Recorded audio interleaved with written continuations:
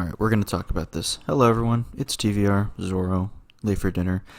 We're back with another episode of TVR Asks. This time, I asked you guys, what, in your opinion, is the best Monstercat EP, and why? Pre-acquisition Silk and 2-track EPs count here. But this time, we're pulling answers from both YouTube and Discord.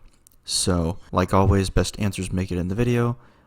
So let's get started. In terms of overall replayability, I think I'm going to have to go with the iconic Where You Are by Throttle. The EP covers a lot of different areas and overall is a great example of an EP done right.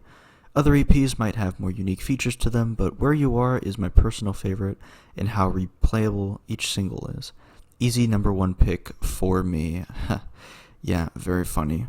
Very funny with the pun there. To be completely honest with you, Deej, I wish I liked the EP more, because a lot of people really do like it, and I can sort of understand why, to a degree, I guess, but I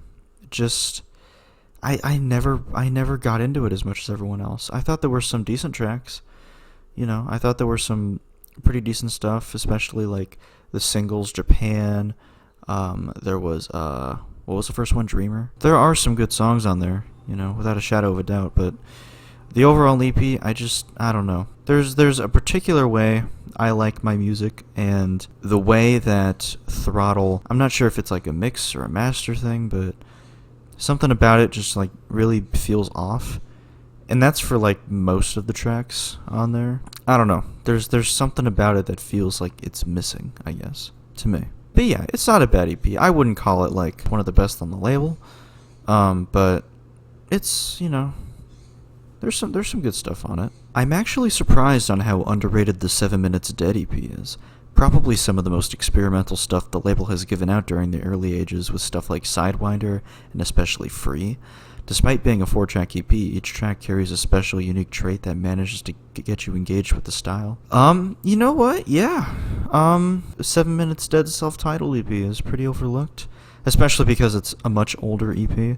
Most people that are fans of the current Monstercat don't even really know what that is, or some people don't even know who 7 Minutes Dead is. It's really interesting to see this kind of comment, because I didn't even start listening to Monstercat during when this EP came out. Discovering it later on, I definitely agree that this was some of the more experimental, like electro house stuff that was being put on the label back then. And even nowadays, it still carries that sort of charm to it. And that's just 7 Minutes Dead's music, just in general. There's always a certain charm that it carries, and that's why I love it so much. I would love for him to come back to Monstercat at some point. That's a great EP. I highly recommend checking that out, especially if you're looking for something interesting to listen to, I guess. I gotta say, Data Rebel and Janie R. Gateways. Janie R. is one of my personal favorite Silk artists, and the EP's very atmospheric production is one of the main reasons why that is. So, since this is a pre-Monstercat Silk track from however long ago, I have not heard it. I don't know what it sounds like, although I'm going to imagine it gives off about the same vibe that most Silk probably does, just that chill, atmospheric background music kind of thing. I might take a gander at it later on, but I don't really have any thoughts on this. I thought it was an interesting answer. My favorite EP is probably Ellis's Recollection Perspective. While many others have better songs in them, like Tut Tut Child's Ask Your Friends First, which has Breathe and Hot Pursuit, it is quite rare that an album, be it an EP or an LP, to have all of its songs total masterpieces. This is what the Recollection Perspective EP delivers. Every song, from Caught in the Rays to Unfold, is a joy to listen to on their own rights. Not only that, but the artworks are immaculate, with their retro-futuristic charm and visible Monstercat watermarks. Honestly, I don't disagree too much. This is a pretty fantastic EP, especially during the year of the pandemic like this, during COVID year. God lord. Yeah, this was quite a treat during that time. I do enjoy all the songs on it. Even my least favorite one, which is probably Don't Say You're Sorry. I love all of them. I think it's safe to say that it's one of my favorites on the entire label. I don't really have much negative to say about it. As a matter of fact, if I were to give it like just off the top of my head, an X out of 10, it's between a 9 and a 10. It's a really great EP, and if you haven't listened to it yet, what the hell are you doing? Go and listen to it. it's fantastic. After giving it thought, that title shall go to Agony District. Boss Fight really came through and delivered a full project of the most hard-hitting and heavy bangers, including the electro song that beat my previous favorite electro track on the label, with grit. That is quite the statement. I mean, I agree that Agony District is the better of the two Boss Fight EPs. Next Wave I never really liked that much, aside from like a couple songs. And that was also during like his earlier stuff where he was still trying to like come through with his sound. I think with Agony District he really put his sound on full blast here. And I do like a good bit of the tracks. Warp is honestly one of my favorites, not only of last year, but just my favorite Boss Fight track in general. The overall EP I think isn't quite as good as the singles. For instance, I never really liked Fake, or the outro I thought was a little weird, or even the track Toxic, which was the EP upload release. I thought most of those were pretty not that impressive, I guess. They were still good, but they just didn't really resonate with me as much as the singles. Again, I wouldn't really put it as one of my favorite EPs on the entire label, but it is a step up from what he was previously doing, and I'm a lot more favorable to his newer stuff than most of anything he did back before, like, 2020. It has to be Grant's Wishes for me. In an industry where future bass can feel pretty samey, Grant, in my opinion, manages to push the genre forward by carving fresh and innovative approaches to a familiar sound with great attention to detail in the drops, ideas, and sound design. The vocalists across this thing are all outstanding too and are extremely memorable, although there has been plenty of great Monstercat projects over the years. Wishes, to me, is a one of a kind where not only are all the tracks good, they're all phenomenal. And it's not only the best on Monstercat, it's one of the best future-based EPs, period, hands down. I'm going to get so much hate for this, but I do like the EP quite a bit. I really do. But I don't think it's, like, the best thing I've ever heard in my life. It is a pretty great EP, though. I do agree that it is really good. I would probably put it myself toward like a high 7, low 8 on like a scale of 1 to 10. And the only reason I would do that is because the track Color, I never really got into it that much. I just was not really a fan of it. Something about it I just couldn't click with it. The other 3 tracks though were pretty great. You know, the title track is good. Contagious is my favorite on the entire EP. Where Do We Go? The acoustic version of that is incredible, by the way. I love the acoustic of that. But yeah, it's a pretty great EP. I just wouldn't put it as one of my favorites personally. There's so many good EPs, and I don't exactly have a number one, but Puppet's Fear is Fleeting has always been a very special EP to me. It's one of the first EPs I heard from Monstercat, and I still come back to it frequently nowadays. Something about Puppet's music makes me feel nostalgic about a life I didn't live. The first track, Listen to the Storm, is a beautiful intro, and I love how the EP varies from the chill vibey tracks like I'm Here to the harder hitting ones like Killing Giants. Just You is the first Pierce Fulton song I ever heard. From there I checked out the rest of his discography and fell in love. This was a few months before he unfortunately passed away. I still remember them playing that song on Call of the Wild the week as a goodbye, and I was the first to comment about it on the YouTube upload. Overall, the whole EP brings me back and is well made. That's why I think it's one of the best EPs MCAT's ever put out. Yeah, little comment on that Pierce Fulton bit. When I heard about the news, I was, because I used to work at McDonald's, so I was doing a normal morning shift, and then as soon as I got off work, I heard the news, and I was like, holy shit. I didn't know Pierce Fulton personally.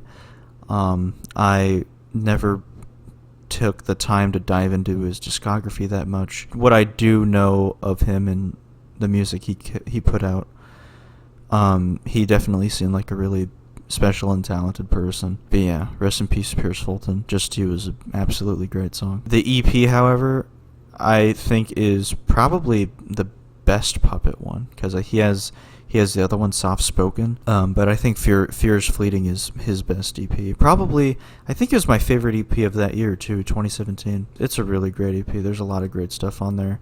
The track Play Pretend has always been one of, if not my favorite Puppet songs ever made. Much like with Recollective Perspective, I don't really disagree too much here. I mean, there are a couple songs I don't quite click with as much as others, but even then, it's like I still can enjoy them. Fear is Fleeting is a great EP from probably the best EP that 2017 Monstercat ever put out, in my opinion. So if you haven't listened to that, then definitely do so. It's worth it, I promise you. My best would probably be Urka by Just a Gent. His sound is one we don't hear on Monstercat a lot, and it is also produced well. The minimalistic beats and synth growls on the self-titled track, the oscillating synth leads in Iris in the Dark, the vocal chops in Open Spaces, the glitchy sound design of Time Voyage, the empty blissfulness of Wings. All these tracks create for a great listening experience all around.